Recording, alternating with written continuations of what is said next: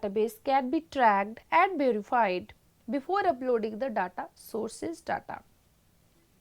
The get changes method of the dataset object actually creates a second dataset that contains only the changes to the data. This dataset is then used by the data adapter to update the original data source. For long running application, this is often the best approach. Here is the data adapter. To set the properties of the data adapter to perform a select query to the SQL databases, you create a SQL connection to the database, passing the connection string, and then construct a SQL data adapter object that contain your query statement. To populate a dataset object with the result from a query, you call the commands fill method. So, you have to construct a SQL data adapter that contain your query statement, and to populate it you have to use dataset object with the result from the query, and the command for this is fill method. For example, div by connection, div you know it is used to define as new SQL connection server is equal to local underscore backslash net stk comma database is equal to pubs trusted underscore connection is equal to yes. So, you are initializing the data. That div by command as new SQL data adapter bracket start select star from authors by connection, means you are establishing the connection yet retrieving the data from the authors table. Then div ds, you are creating the new variable div as new data set by command dot fill ds author, means you are accessing the data from the author table, initializing it using these commands. Then comes the data reader object. For web application, you are usually performing short operation with each request. Commonly to simply display of the data, you often don't need to hold a dataset object over a series of several requests. For situations like these, you can use a SQL data reader. The SQL data reader provides a forward only, read only pointer over the data retrieved from a SQL database. To use a SQL data reader, you declare a SQL command instead of a SQL data adapter. The SQL command exposes an execute reader method that returns a SQL data reader. Note that you must explicitly open and close the SQL connection when you use a SQL command. After a call to execute reader, the SQL data reader can be bound to an ASP.NET Server control.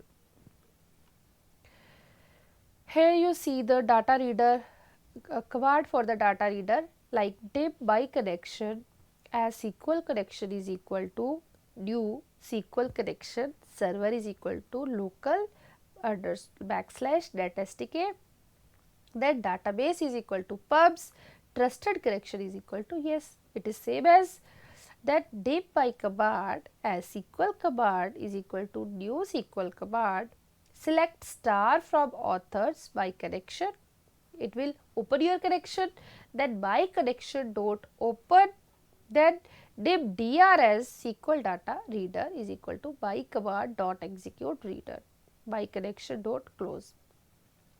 When performing such commands that do not require data to be returned such as insert, update and delete, you also use a SQL command. Like it does not return, it insert the data, it only update the data, it only delete the data, etc.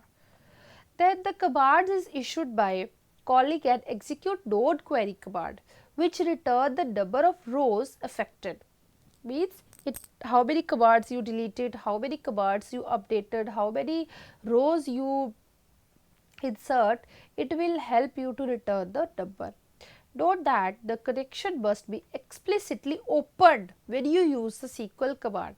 and the SQL data adapter automatically handles the opening the connection for you. Here you see the example how you open the connection, like at page language is equal to VB, then at import namespace equal to system dot data, then at import namespace equal to system dot data dot SQL client. Like here you create your ASP.NET page through which you can access the data, then HTML and body like all in. This is the second example. I take the script language is equal to VP run at server, means your script language is VB and which is going to run at server. Sub load page SRS object, E as event argument, div DS as dataset, div core as SQL connection, div CMD author as SQL data adapter, then div DV as data view. It will create a connection to the pubs databases and connection is equal to new connection. This server is equal to localhost, UID is SA, password you can give any of the, like here if I give the super, database is equal to pubs. It will create a data set with information from the author table and the command author is equal to new SQL data adapter, and it will select star from author connection, DS is equal to new data sets, and CMD author dot fill DS author. Author is the data table, name is the DS. DS is your data set. Here is the one more example in which you can also read here, through which we can creating the ASP.NET page which is using the data sources using these namespaces like dg author dot data source is equal to dv, like dg author dot data bind means accessing the data from the database using the .NET ADO.NET. Here is a one more example, like working data, the data sets. As in the memory cache of the data from the data sources, means data is where the data store is, it is in the cache memory. The common way to represent and manipulate data is universal data container, not just for use with the databases. It is the logical or physical representation of the data. It is designed to disconnected from the data sources, connect the data, then execute the query and then disconnect the data. So, main theme is this: to take the data, you have first of all you make the connection, then execute your query, means retrieve whatever the data, then disconnect the connection. It uses the XML to read and write the data, to read and write the XML schema. Then the properties and the methods. It is the collection used to add and remove tables and relation. So, you have to insert the new tables, delete more tables, etc. Then the properties are table, it the table returns the collection of data table object. The relation returns the collection of data relations, and the namespaces gets or sets the namespaces of the data sets. Using property samples, it is the my dataset dot table dot add, that my table, the my data table collection is my data set dot table. Next is the data table. So, data table may be mapped to the physical table in the data source and it can be related to one another through data relations. It is optimistic, concurrency or logic model. Concurrency means the data wherever it is placed is same at all the places. And the properties are, the first is column.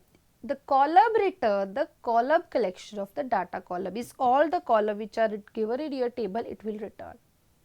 Then rows return the data row object as the rows collection, and the parent relation return the relations collection, means all the table relation here is the table.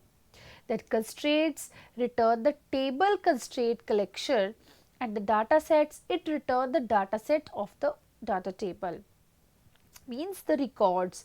Then there is a primary key is the unique key, so it get the data column that make up the table primary key.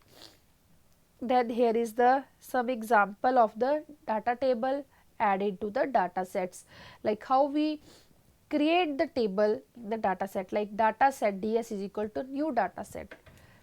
create database object customer. This syntax is used to create the customer table.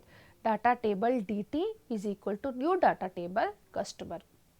Now this the next is create and add column to the table. How? So see how we create the column to the table, and this column is explicitly create and add a data column.